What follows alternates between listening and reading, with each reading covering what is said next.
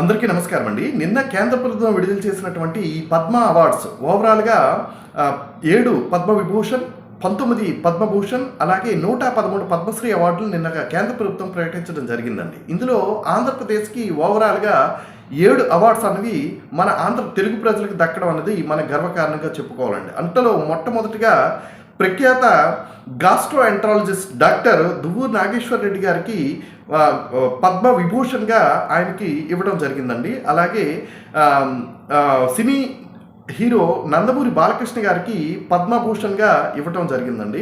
అలాగే పద్మశ్రీలుగా మందకృష్ణ మాదిగ, ఈయన అందరికీ సుపరిచితమైనటువంటి వ్యక్తి. అలాగే అవధాని నాగవంశ శర్మ గారు, అలాగే విద్యావేత్తలు కేఎల్ కృష్ణ గారు, అలాగే రాఘవేంద్రాచార్య పంచముఖి, ఈయన విద్యారంగంలో విశిష్ట కృషి చేసినటువంటి వ్యక్తులు. అలాగే బుర్రకథ కళాకారుడైనటువంటి మిర్యాల అప్పారావు గారికి కూడా ఈ పద్మశ్రీ ఇచ్చి గౌరవించడం జరిగిందండి.